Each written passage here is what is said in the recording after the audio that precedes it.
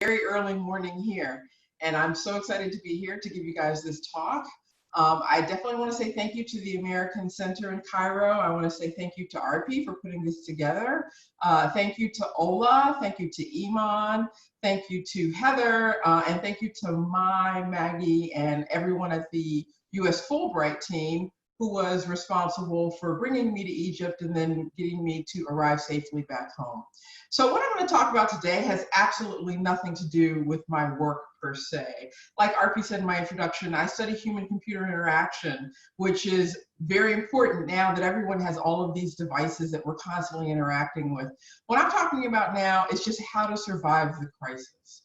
And not only how to survive it, but how to come through on the other side as well as possible, with ideally a new possible skill that you can learn while we're holed up in this quarantine period. So I'm going to share my presentation, and if someone has a problem and they can't see it, please let me know, but I think it should be okay.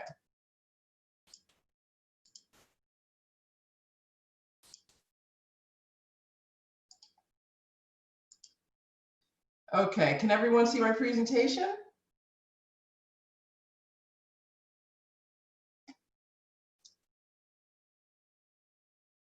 Okay, so the title of my talk is Cooking, Carrots, and Creativity, which is the how we should use quarantine in order to reach our goals. I'm a US Fulbright Scholar at the American University in Cairo for the 2019-2020 academic year. And I realized after I put together this talk and I sent the title over to RP and everyone at the American Center that I forgot to add another C. And the other C that I would add would be currency. Because while we're using this period of time underground to promote our goals, we really want to be thinking about what it is that we're bringing to the table as we move forward in life. So I'm going to amend that, and the title is now Cooking, Carrots, Currency, and Creativity.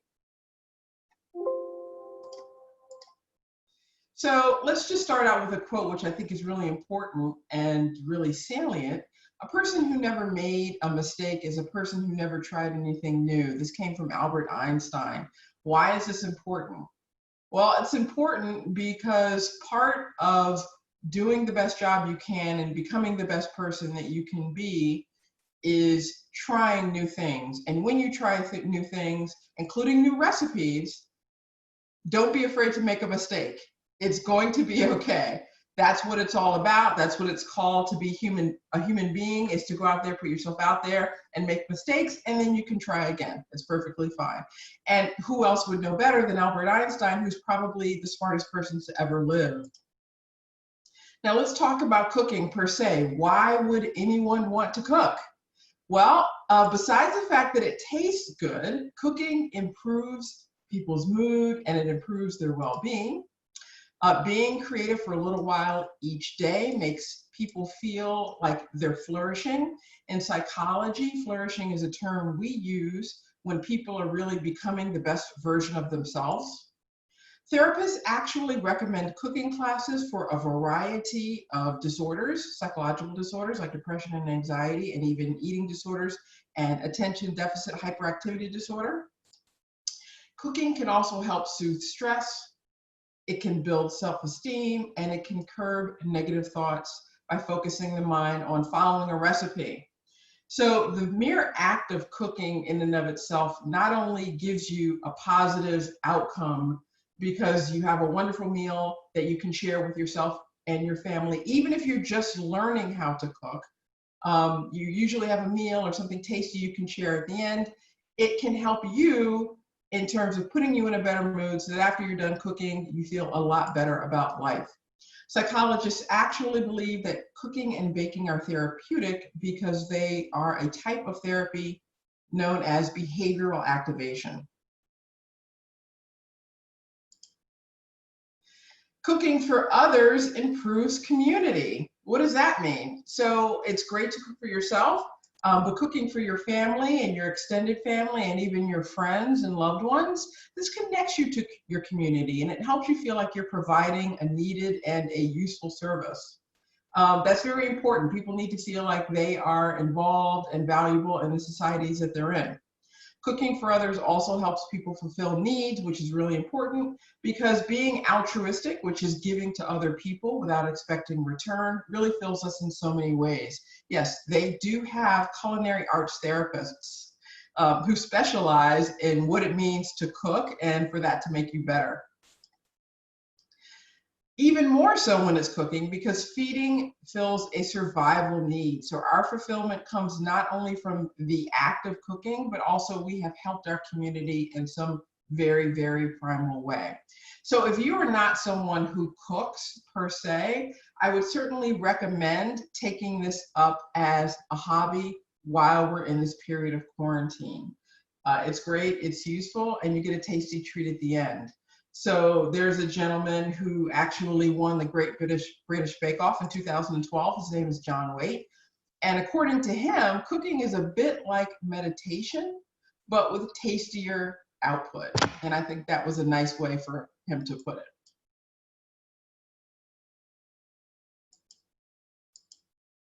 So here's some online cooking resources that you can use while we're holed up and not able to go out and do things. There's an online store called Roofbee. There's Udemy has a fantastic, you can learn just about anything on Udemy, but they also have wonderful cooking classes. Instructables also has great online cooking classes. Auguste Escoffier School of Culinary Arts is kind of a fancier version, depending on how much money you want to spend on your lessons, but you can also get free online group cooking classes, and this is a good way to connect with other people in your community. So basically, there's a bunch of opportunities for trying to learn how to cook while we are stuck here in this quarantine period.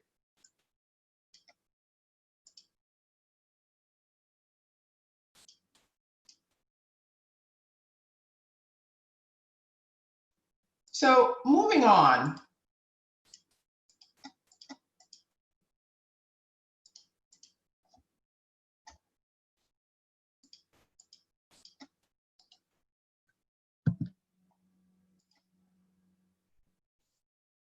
Suppose you don't like to cook. I'm not the best cook. I'll have to admit that, okay? Suppose you're someone that doesn't like to cook. Well, it's really all about being creative. You might be someone who has another hobby. For example, you like to paint, or you like to garden, or you like to do something else. Whatever you do, any creative pursuits are going to be helpful right now during this period of lockdown. So you could be involved in sewing, you could be someone who likes to do pottery, you could be someone who likes to have some flowers or some vegetables that they grow in a small garden outdoors. There's all of the sun. And you could be someone that enjoys painting. The bottom line is that you're being creative and you are using this time in a way that will grow you as a person and will help you flourish.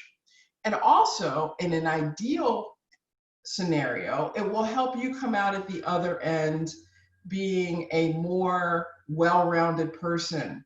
Now, what do I mean by well-rounded person? Well, let's just get real. I mean, we all have goals that we want to accomplish, and the world has stopped and kind of given us an opportunity to focus on ourselves. And we can do that in the privacy of our own homes. So here is a picture of Sigmund Freud. Why do I have a picture of Sigmund Freud? Other than the fact that he's the father of psychology, he's well known for actually creating some of his best work while in quarantine. So there are various periods there are various periods in history when people have had to be in quarantine for some reason or other, and they have used this period of time in order to be productive and to accomplish great work. Sigmund Freud, the father of psychology, being one of them. Also Newton, for whom we have to thank for the theory of gravity. He accomplished this while in quarantine. Shakespeare, he wrote his great work King Lear while in quarantine. And Mary Shelley wrote the great story of Frankenstein, which has morphed and changed as it's become in a lot of movies, but nevertheless, it was a great work that she produced at the time. So why do I have carrots up here? Well, not only can carrots be something that you can use in your work for cooking, but it's also a great analogy that I use for growing yourself. And that's really what this talk is about. Cooking is a skill that you can learn while we are on lockdown. You might use carrots in your recipes, you might not. But the whole purpose of cooking is ultimately to grow yourself, even if it's painting, sewing, pottery, just about anything else. That's what this talk is about. So I'm going to continue with the carrots analogy because carrots grow underground and they use their leaves to gather energy from the sun to build the starchy roots that we eat when we eat carrots. That's what they're growing. And they become sweeter the more sun they get and the more time they spend underground in the wintertime, because they convert all of that energy into sugar. In the beginning, carrots need a lot of watering.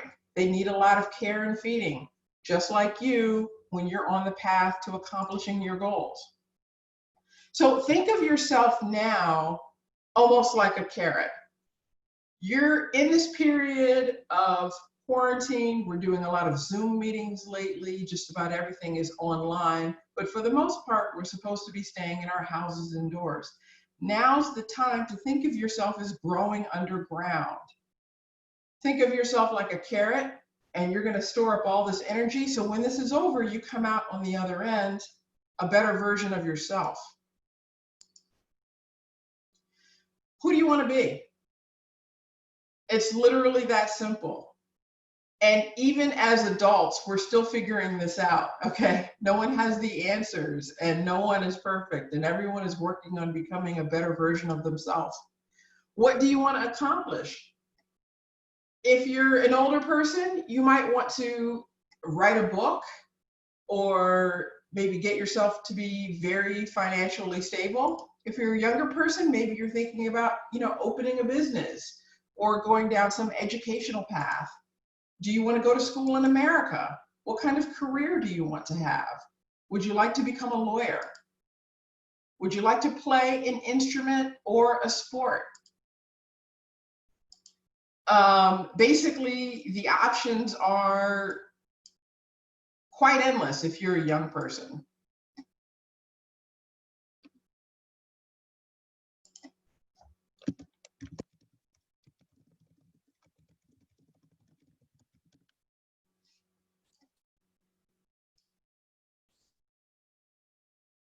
The point is, now is the time to start preparing. Now's the time to gather the ingredients for the recipe that is going to make you be the best version of yourself. Everything you have done has led you to this moment, and even now you're laying the foundation for your future, and everything you do now, you're laying the foundation for your future. So really think about using this time to get ahead and to take advantage of the fact that the world is basically on pause right now. Here in America, you're almost not allowed to go outside. You can only go out for important things, and you have to be covered with your mouth and your nose and wearing gloves and everything like that. So people are doing a lot of things indoors. They're spending a lot of time, they're cooking, they're spending time with their families, they're doing all sorts of things, but a lot of people have projects that they've never gotten to complete, things they've wanted to do for themselves or for others or for their careers that they are now changing about themselves. So really think about what is in your personal recipe as you move forward in this period of lockdown. So this is the fourth C that I forgot to add when I sent the title of my talk to the lovely people at the American Center in Cairo. What is your currency? Okay, what is it that you're bringing to the table? Success on any level requires currency. And I'm serious, because this is where you really have to start thinking about who it is that you are and who it is that you want to be. Currency is basically your special gift or talent or ability that you have that you can exchange for anything else in the world that you want. What are you bringing to the table? Because really nothing is for free. Okay, you can fly under the radar for only so long, but at some point when you want to get to that next level, the world is going to be looking at you like, what special are you bringing to the table? And that's why I'm using the carrots analogy, because that's what you should be focusing on right now, is really digging in and figuring out what it is can I bring, what makes me special, and how can I use this time to work on it right now. So you need to add value to your situation. You need to add significant value to your situation. And this is the hard work. Everyone has to figure out what it is they have to offer. I can't sugarcoat it. So the more value you add to your situation, the more currency you can buy. And that might even be cooking. For example, my mother-in-law is a fantastic cook. And she puts together these wonderful recipes and she feeds everyone in the family. I love her for it. That's her currency, okay? She's using this as a way for us to bond and to get together as a community and for us to have a good time and eat when we're celebrating holidays and everything like that. But the point is, one of the things that my mother-in-law brings this to the table that makes me really appreciate her is the fact that she can cook. You could even take that outside. I have another friend who's an engineer, but in addition to being an engineer, she is also a cook. And she uses her recipes and her other cooking skills for her friends and loved ones when they're having baby showers and other special events. So if you're lucky, your currency is naturally valuable to the world, and you can just enjoy your natural talent. But for the rest of us, we really have to think about what it is that our currency is and how it is that we're adding value to the situation.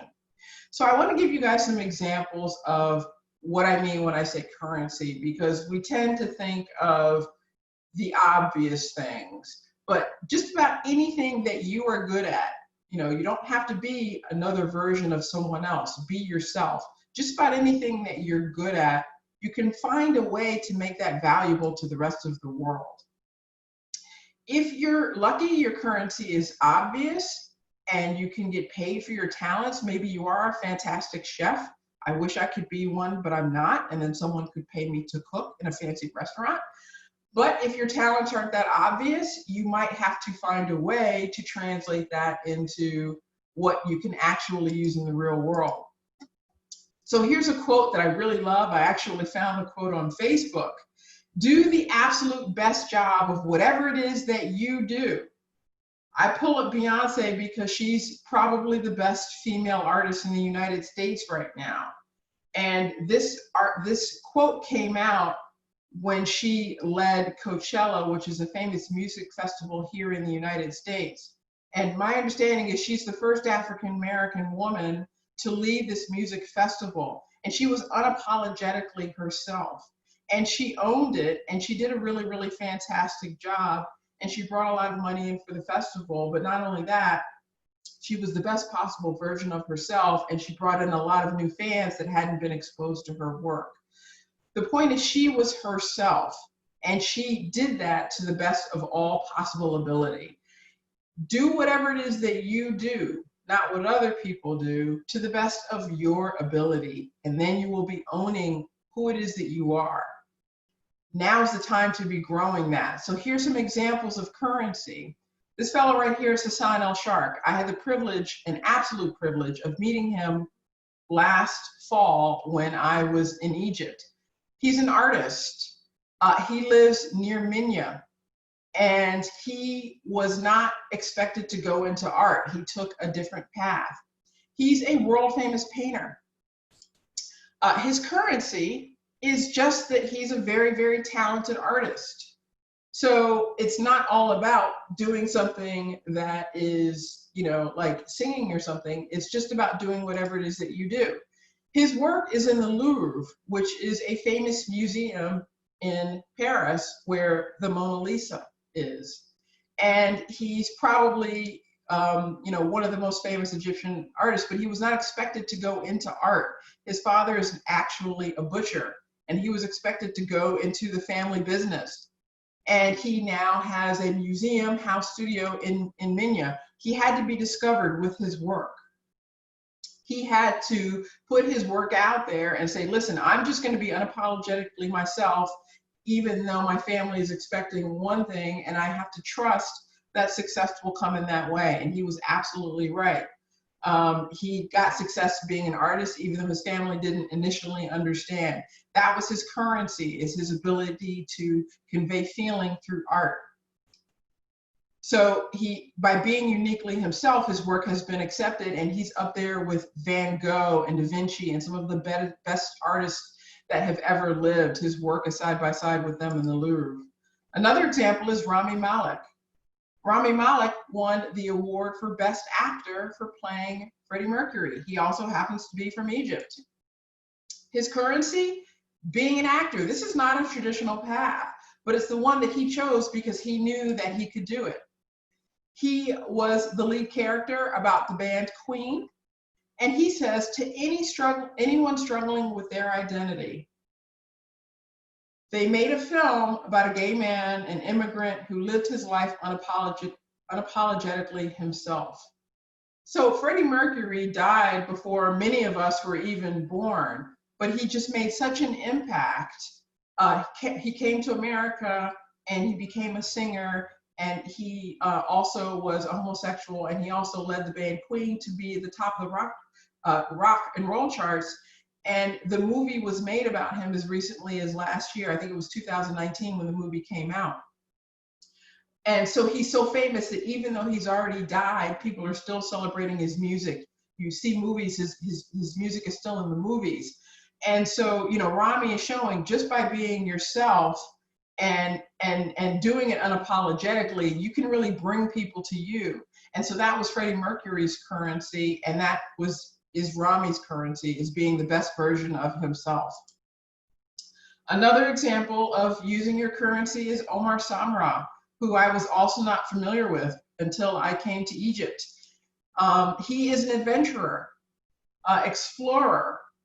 He is the very first Egyptian person to climb Mount Everest, which is a huge feat because it takes a whole team. It's not something you can just do on a weekend.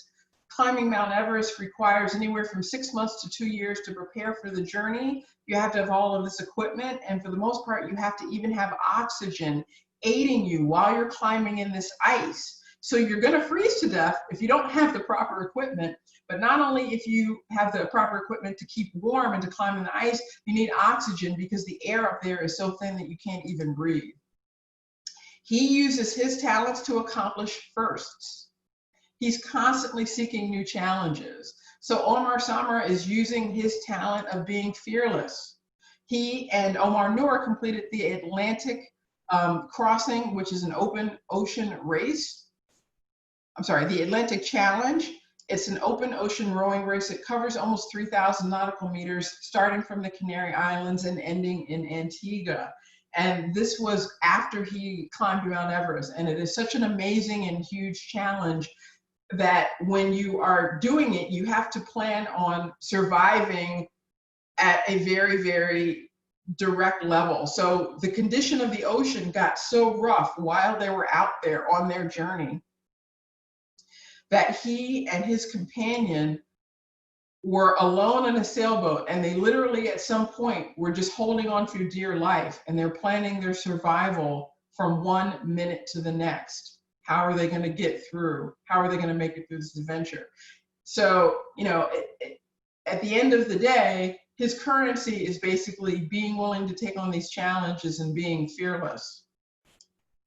He is also being unapologetically himself. So during this time of lockdown, I suggest you, sit down and figure out who it is that you are and what it is that you can bring to the table and what your currency is and how to turn that into a recipe to grow that and make the best version of yourself. So a wonderful actress, she played Dorothy in the famous movie, The Wizard of Oz. Her name is Judy Garland. She said, be a first-rate version of yourself instead of second-rate version of someone else. This is what you should be focusing on. And, you know, a lot of people are really struggling right now. A lot of my students are really struggling that they can't go and see their friends and stuff like that. But at the end of the day, I'm telling them, you know, this is the time when you can sit and you can think about growing yourself as a person and think about how to really use this time to move forward. So the first key is to be different, okay? Be the first-rate version of yourself. A lot of people have done it, and I just gave you 3 examples of people in Egypt, and have done it by being just who they are with the skills that they have. Play to your strengths. Do what you love, but do it differently. Coco Chanel is a fantastic person who was able to do this. She is a famous designer who lived around the early 20th century. She revolutionized women's clothing because at the time, women's clothing was almost completely designed by men. And her argument was, this is uncomfortable and it's unpractical because the corsets are so tight that you can't breathe and you're just trying to make it through the day. So she revolutionized women's clothing and made it so that it was more practical. Dennis Rodman is another example. If you're not familiar with who he is, he played with Michael Jordan on the Chicago Bulls. It was him, Scottie Pippen, and Michael Jordan. And he was doing the defensive part of the ball handling, getting rebounds and stuff like that. He's an extremely unique character. His hair is never the same color. He's, you know, kind of one of these people who's all over the place, but at the end of the day, he became who he is by being unapologetically himself. So, you know, just don't even try to be someone else. Lin-Manuel is another person who is unapologetically themselves. He's actually being compared to a modern day Shakespeare. He is the gentleman who is the brain and the acting child behind Hamilton. Hamilton is the famous Broadway show that it takes years to get tickets to. You put in for tickets and you're lucky to get tickets within 12 to 18 months. A lot of heads of state and a lot of famous people have seen the show Hamilton, including the Vice President of the United States who came and saw the show. And he is basically taking the history of the United States and putting it in the form of hip hop. And he's being compared to Shakespeare because that's exactly what Shakespeare did. Shakespeare took what were basic stories about what was going on around him and put it in the form of poetry. So Lin-Manuel, and I might not remember the story exactly, but when he met President Obama and his wife Michelle, they asked him to recite something. This was before Hamilton, and instead he actually sang The Heights, which I believe is one of the most famous songs in the movie Hamilton. And from there he kind of realized, and they enjoyed it, and he realized that he could kind of build on that and create an entire musical around it. So it's all about being different and being yourself, but figuring out how to turn that into currency. The second key, use this. It could be anything. Making cookies. There's a woman who made cookies for everyone every day in high school because she liked baking cookies and she would bring them. Guess what? She now has $1 million mail order business because she sends cookies to people all over the United States and all over the world. Suppose your talent is debating philosophically. Well, you could get on the debate team at your high school and you could turn that possibly into becoming a lawyer. Braiding hair. I happen to be a fan of hair that is in braids. And while I was in Egypt, I met a woman who, a very young woman, she decided she was interested in African braids.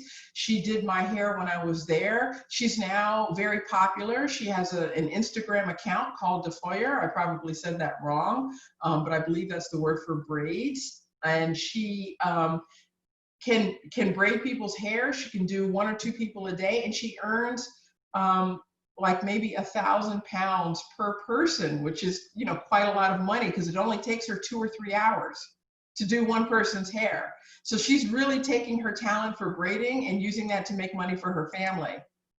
Being a good friend. There are a lot of people that are lonely during this time. And so reaching out to people and texting them and keeping them company.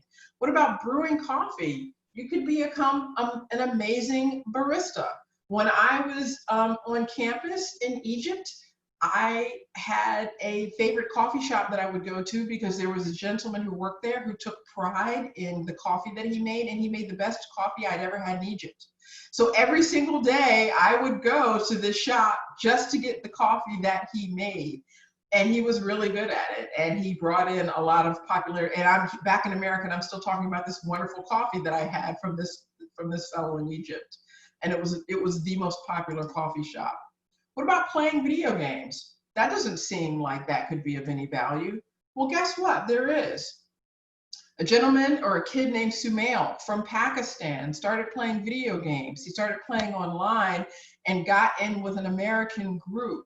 They won a number of video game competitions. He's now a multimillionaire because video games have sponsorships. If you are a part of a team that plays video games, you will have these companies that want to market to teenage kids. Maybe it's Mountain Dew, maybe it's a skateboard company, maybe it's a clothing company. But the point is they will pay you millions of dollars to play video games and to advertise their product while you're doing so. So Sumail, a young Pakistani kid, now at the age of 20 is a multimillionaire and lives in the United States. And all he did was do the best job he could at playing video games. What about doing a Rubik's Cube? How could that work? There's a gentleman who can do a Rubik's Cube in under a minute. We have done so many psychological studies on this one person, and he now has a YouTube channel. Taking care of plants. I love taking care of plants. I'm not good at gardening, but I do have orchids that I take care of. And guess what? There is a woman who has a YouTube channel. She gets sponsored by companies who do nothing but pay her money to advertise their products for orchids. And all she does is put out these short YouTube videos about her collection of orchids in her house. She's literally using her love of orchids to make money for herself. This is her currency, the fact that she loves flowers and she's good at taking care of them. Specifically, she's good at orchids. And that could go for just about anything. My son has a guinea pig that's a little pet. There's a man who is on YouTube who has made a set of products just because he likes his guinea pigs so much that he takes care of them with these cute little huts and houses. He now sells these things, and they are now on Amazon.com and Souq.com, and you can get them. The point being that all he did was take his love of his own guinea pigs and turn that into a way to market it. Maybe you're good at writing stories.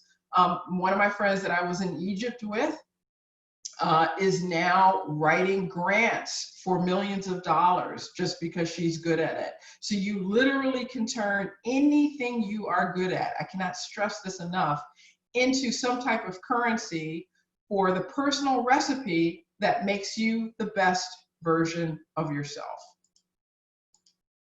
So the third key is consistent and hard work. And I really like this example because you have to really focus on small success on a daily basis. If your goal is something huge and big to start with, it's not going to happen if you start with that. You can build up to it, but you have to start with the small goals, the everyday success, and then you can build up to something large. But the point is, like I gave you in the previous examples, even with the girl braiding my hair, she's famous on Instagram. You can build up with the smaller goals, the smaller tasks. You can build up to the big success if that is what you want. Will Smith, the famous actor, has a fantastic example with that. He had to build a wall in front of his father's store. His father was a merchant. He didn't grow up with a lot of money and they couldn't afford bricklayers. So there was a wall and they tore down the wall and there was a 6-foot hole sitting in the middle of the ground in front of the store, and him and his brother had to build the wall. And when the hole was there, Will Smith was so frustrated, and apparently he was just like, this is just going to be this hole here forever. You know, it's never going to happen. It took 18 months for the wall to get built. And what Will Smith realized was he couldn't focus on the finished product. He couldn't focus on the wall. What he had to focus on was laying every single brick perfectly. And when you lay the foundations and the building blocks the way they are supposed to be, when you give them their due respect and you lay them the way they're supposed to be laid, then eventually you do that enough times, you will have a wall. So what bricks can you start laying today? You want to complete small tasks that are done right. It could just be reading something. It could just be finding something online. Small tasks to add to your recipe. So I really like this example because I didn't actually pull the idea of carrots out of the sky, besides the fact that they're great for recipes. And my son's guinea pig loves carrots. But the carrot stick analogy is actually something that they use in economic and management theory. And what they argue is you can motivate people by giving them something to run towards, like a carrot, or giving them something to run away from, like punishment. And most people are loss averse. They don't want to lose money or time off or vacation or anything like that, or be told that they did it wrong. So what you need to figure out is, are you someone that's driven by having that reward in front of you, that carrot that you're running towards? Or are you driven by running away from the stick of, punishment? Oh my goodness, I lost money. I lost days off. I couldn't, hang out with my friends tonight because I had to do my homework because I didn't do it earlier. Whatever it is, think about either running away from or running towards. And a good suggestion when we're in a situation like this, when everyone's on quarantine and we're in lockdown, is think about the carrot. Think about running towards. So whichever one you are, while we're on lockdown, use this as the opportunity to figure out what that reward is, right? What is your prize? Because your prize is what you want to keep your eyes on. Keep your eyes on the prize. And that's what's going to keep you moving forward. So I happen to be teaching a course right now in the science of expertise, in which students learn how people become experts in some domain. What's really interesting is when I started teaching this course when I was in Egypt as part of my Fulbright Award, I didn't know there was going to be the coronavirus. And I didn't know that basically everyone was going to be underground. But I'm wrapping up the course now as the semester is nearly done, and we're doing just about everything online. So it's worked out. But the common figures that we talk about in my class are people that are experts, because there is a science behind how do people become that way. What is it that makes a champion? It's not just as simple as practicing. There's actual trajectories for how someone is coached in the right way, what resources they have or don't have, what challenges they need to overcome. And, we talk about everyone from Messi to Bill Gates, and literally every, all of these people who have accomplished a lot fall in the category of being experts. So for practical value, it's not enough for me to tell my students and to give them a textbook talking about what it means to be an expert. I'm sorry, this is something you have to do in real life. This is something that you have to experience. So for practical value, I told every person, you have to become an expert or work towards becoming an expert at one skill just for the class. And this way you have something to write about at the end of the semester. So my students chose all sorts of skills. They chose running, they chose yoga, they chose magic, soccer, hair braiding, learning a new language, jumping rope, hula hoop, and yes, even cooking. And I'm so proud of them. They can do all sorts of things now that they couldn't do at the beginning of the semester in January, February, like running 10K, braiding hair, all of the stuff they can now do. And all of the stuff they can ideally, if they want to carry it forward, turn into some type of currency for themselves. Every week, they have to submit a skill report where they describe to me what steps they took in terms of practicing, coaching, and training. And it's all about data and metrics. So we spent a lot of time in the class talking about sports heroes. We spent a lot of time talking in the class talking about people like Tiger Woods and people like Mo Salah.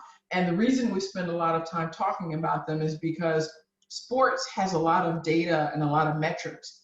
You can measure your progress very directly because there's a lot of people that like sports.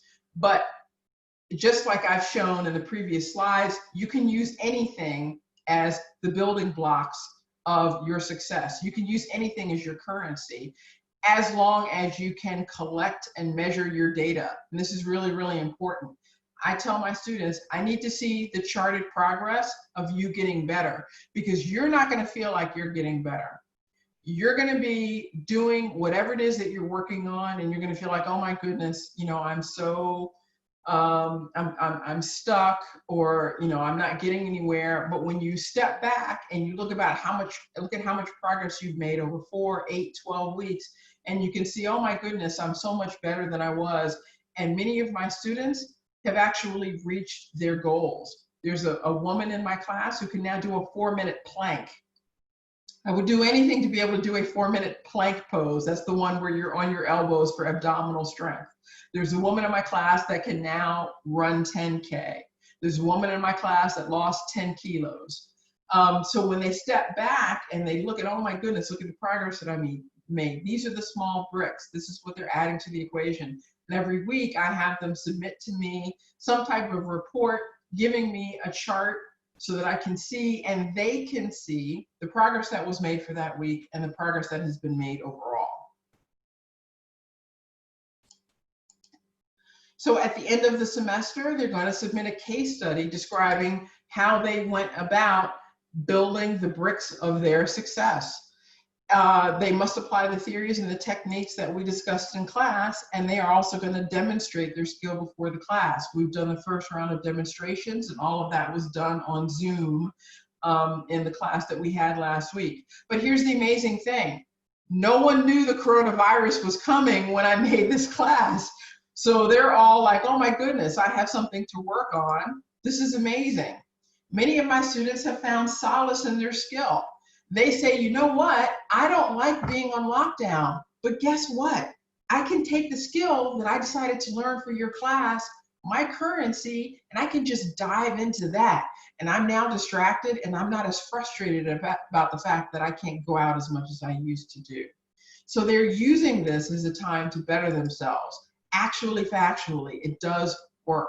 So my advice to you, choose some accomplishable skill that you can manage to get through this time. Maybe it's cooking, maybe it's not cooking. One of my students did cooking. She can now make the best brownies in the world. And I'm sorry that I'm not going to get to taste those brownies, because originally for her skills demonstration, she was going to bring in some brownies for us to cook. She's also making all sorts of other meals and stuff like that. So the point is, pick something, move forward with it. It might not be what you end up doing for the rest of your life, but at least it helps you to flourish and really discover who it is that you are. So find your carrot. How do you want to come out of this?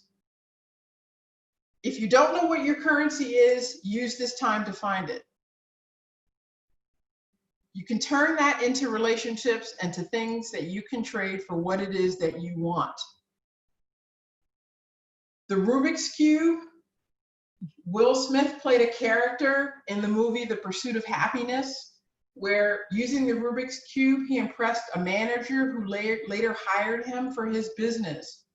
Without that business, the gentleman would not have turned into the millionaire that he did. Picture what you want. Visualize it strongly and every single day. I cannot stress that enough. That is your carrot. That is what you are working towards. That is what you're running after, the eyes on the prize. Develop a plan. Write it out. And every week, revisit it, right? These are like the skills reports that I would have my students give. Oh my gosh, I cannot tell you how successful these kids were. Even with the coronavirus. halfway through, some people even had to change what it was that they were doing completely or to some degree. In fact, everyone had to change to some degree. Guess what? You know, everyone was so devoted, it gave them something to work on. It gave them something to focus on. Be specific about your goals, but don't overplan. Okay, you're not going to be able to figure out every single minute step along the way. Just keep your eyes on the prize and lay the foundation, lay your bricks. Get obsessed and stay obsessed.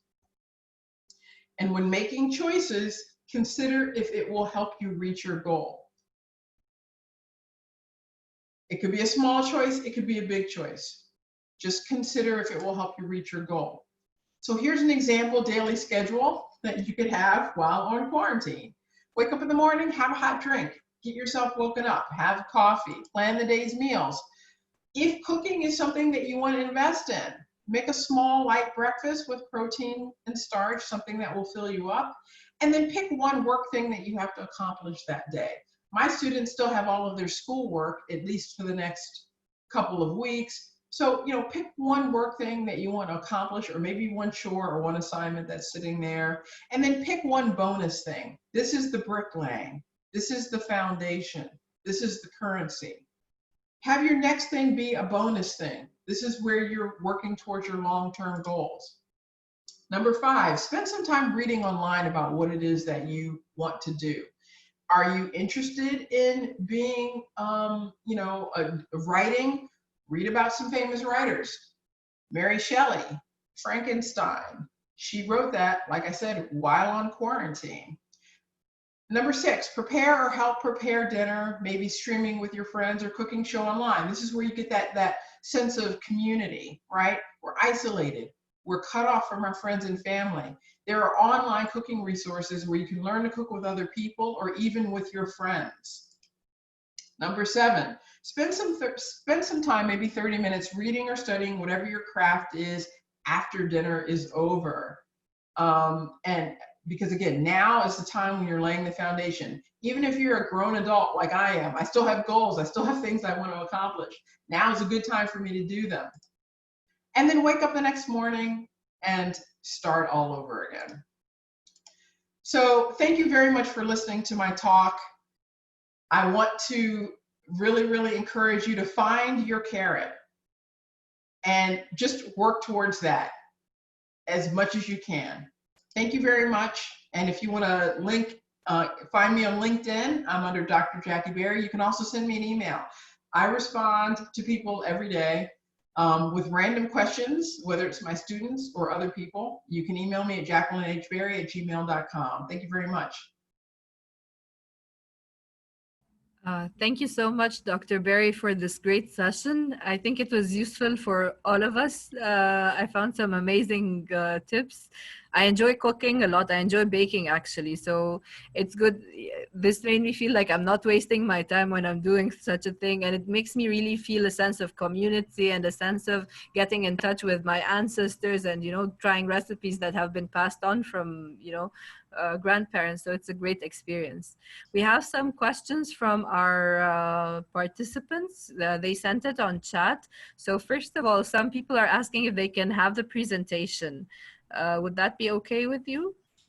That's absolutely okay with me. What I'll do is I'll condense it to be a PDF because it's kind of a big file, and then I'll send you the file over email and you can distribute it however you see fit. Okay, then. All right. So guys, please send us an email at the ACC mentioning that you were attending the session, and we'll send the PDF to you. We'll reply with the PDF. Thank you so much for that. We have a question. The first question was from Mohammed Mungid. He was asking if currency is money. You already replied, I think, like through the session, but would you like to elaborate a little bit more on that, or? I would love to elaborate more on that. Currency is what you use to get money. So everyone has their own personal ability, their own personal skills that they can use to trade for something else. Okay, if you happen to be a good singer, if you sing for people and you get famous enough, then maybe people will pay you to sing. You can sing at small things like weddings, or you can sing at big things like on stage. But I gave a lot of examples. I think one example that I gave was the coffee making. The gentleman that made my coffee every day for me in Egypt was so good, and he took such pride in his work that I came to him every day for the coffee, and I'm still talking about it now that I'm here back in America. And if the gentleman ever wanted to open a coffee shop, I would totally help him because he was so good at making coffee. It's anything that you are an expert at that you can do better than anyone else. Someone else was asking, okay, let me tell you. Ithar Guda, she was asking, I think it's a she, I'm not sure. She was asking, what's the name of his coffee shop? So this shop, let's see, what was the name of the shop? Oh, it was TBS, and it was on the campus of American University in Cairo. Yes, they are very good there. Yes. Yeah. They have excellent coffee. Thank you for that.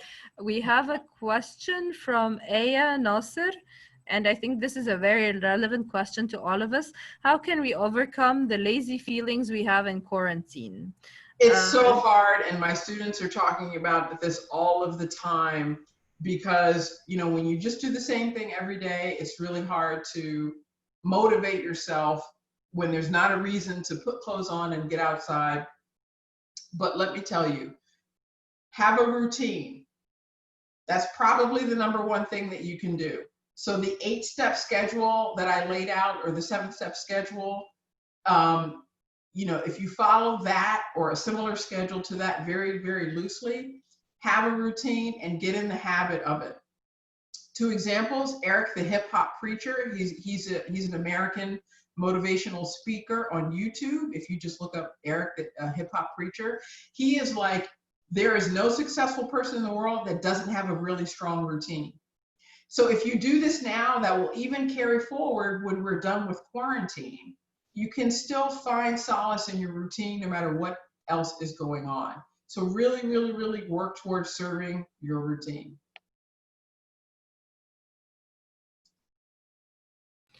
The next question is from Naveen Adib, and again, this is a very relevant question. She says, sometimes it's very difficult to know what your currency is, and it takes time. Are there steps that help us find out what our currency is? That is a magnificent question, and I wish I had an easy answer for it, because that's probably one of the hardest things to figure out. For me, I like to listen to what other people are telling me, not in the sense of what they think I should do, but in the sense of, when you hear the same words over and over again, you start realizing that that's what it is that you're giving to people.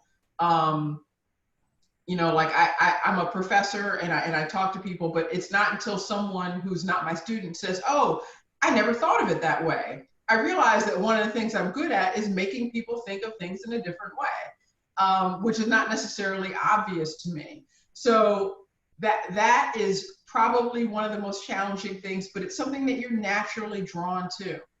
No one has to tell you to do it, right? Like I have to tell my son to clean his room. This is something that no one has to tell you to do. The woman that made cookies for her high school friends and now has $1 million cookie business, she realized at some point, wait a minute, it's cookies. Like that's what I've been doing all along. It's usually that obvious. Jay-Z said that too. Jay-Z is wondering how he's going to make himself in the world. Meanwhile, he's at home playing around and rapping at the kitchen table, and he realized, wait a minute, it's hip hop, it's rapping. And he's literally the most famous hip hop star, one of the most famous hip hop stars, and he's married to Beyonce. So it's whatever you automatically do naturally, and probably started at a very, very young age. Okay.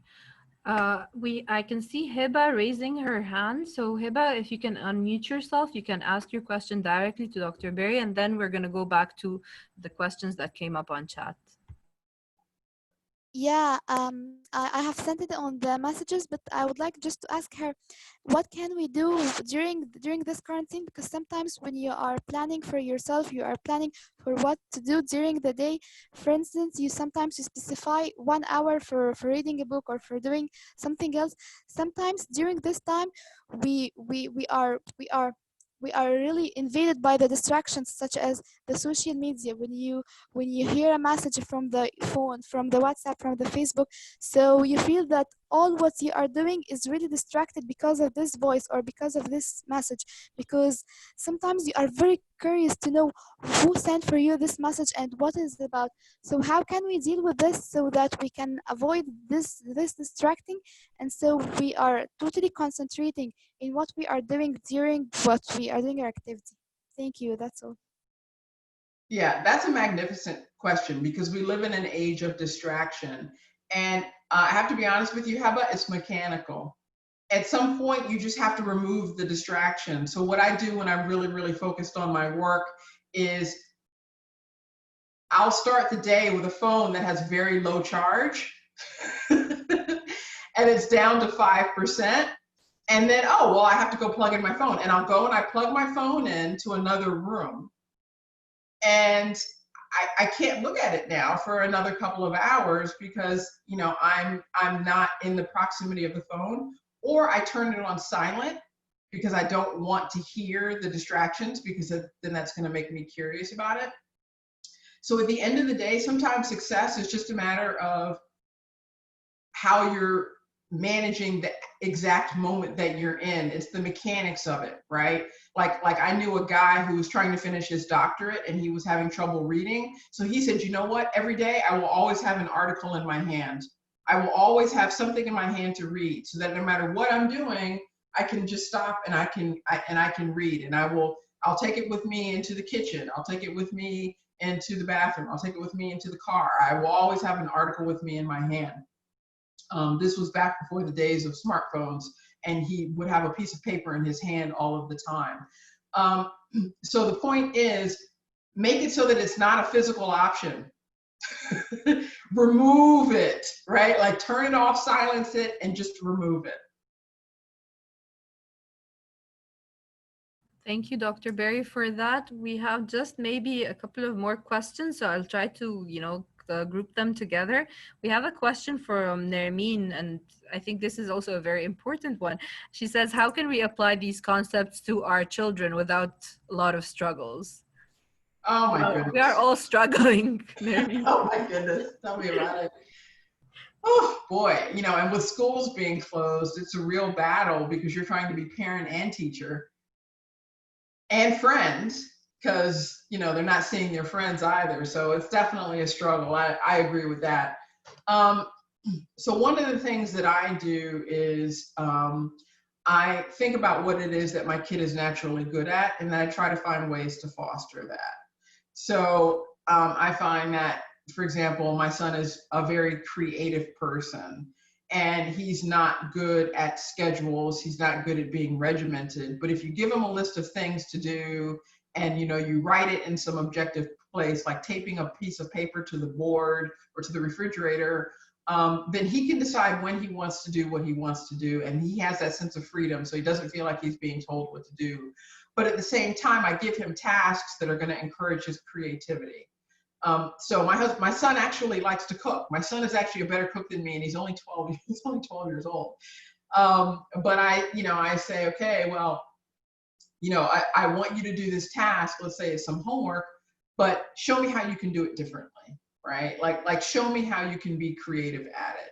So I think we have to be sleuths. We have to watch our children to see what those hidden talents are that we might not realize. And not every kid develops those immediately. Sometimes it takes a while for you or for the kid to realize what it is their skill is. Watching, observing, and asking questions. Now I'll try to combine the final few questions together. So I had a question that was sent privately to the ACC that asks, is it normal that you can't figure out what you want to be or what you want to become?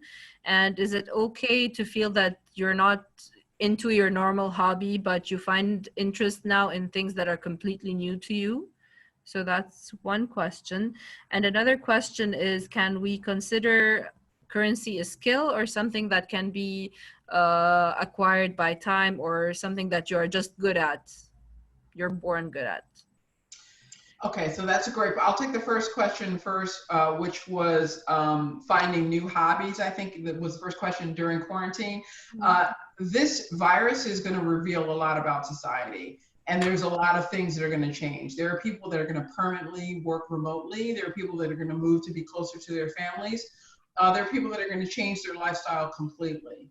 And I think it's fantastic if you find new hobbies during quarantine. One of my students actually, her skill was juggling a soccer ball, and without being able to practice with her teammates, she had to find a way to do that. But it turned out that her passion stayed with that, and she ended up staying with her new passion.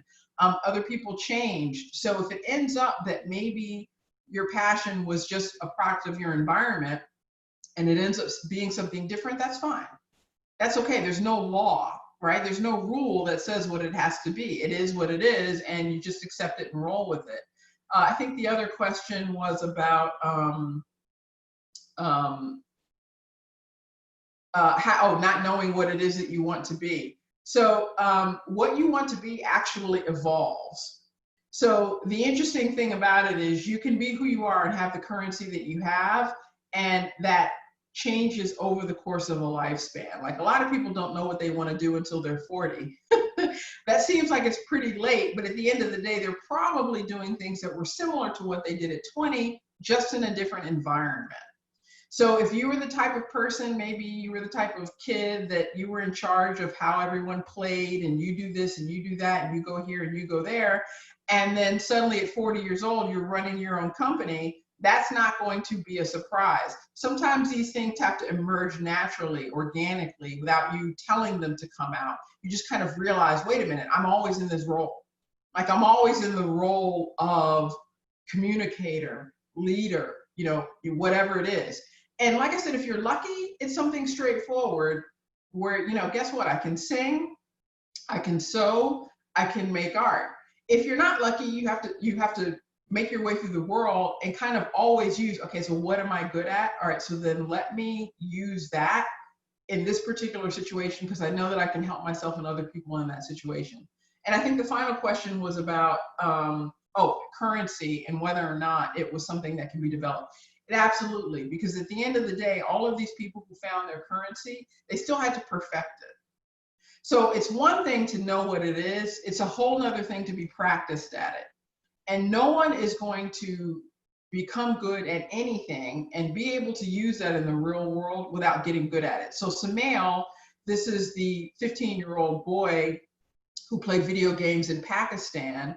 Obviously, he had to get good enough to get on, you know, a team and on one of these internet places where they play video games. I don't know a lot about. I know the game that he played, but I don't know a lot about how he was discovered. The point is, he had to be practiced enough. So he had to be willing to invest the time to do it. Yes, he had a natural skill, but he still had to practice it. So to answer that last question, it is something that is learned, but it usually comes from a natural talent.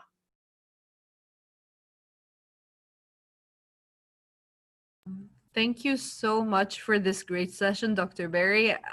It's really made a difference for me, and I'm sure it's made a difference to everyone who joined us today. Thank you so much, guys, for being part of our session today. I hope this program helped you. In the chat, there are so many thank yous for Dr. Barry from almost everyone who is in the team, who is in the meeting room today. So again, I second them. Thank you so much for this great session. And again, we appreciate that we are in the age of technology where we can communicate with each other. 10 years ago, this kind of service would not have been available, and our internet connections would have been so slow, and it didn't have given us the same experience that we are having today. So we are happy and we are appreciative that we can continue our programming online and see all our wonderful patrons join us in these great sessions. Thank you so much. I really cannot thank you enough. Again, other thank yous coming in on the chat box. Thank you so much for having me. I really had a fun time. It was great. And if you want to send me any remaining questions that we didn't get time to answer, I have no problem sending you a quick response in an email so that you can disseminate it to people however you wish, along with the presentation that I send to you. All right. Thank you so much. Thank That's you, very Dr. helpful. Berry. Thank you. Thank You're you. Thank you, welcome. Dr. Thank you, Berry, guys. for the session. Thank you so much. Thank you. Enjoy your day. Thank you. Have a good day. Bye-bye. Good Bye-bye. night, everyone. Bye-bye. Thank you, Arby. Bye-bye. Thanks, everyone, for joining. Bye. Enjoy iftar. Thank you. Almost time. Bye-bye. Thank you. Thank you, Khalid.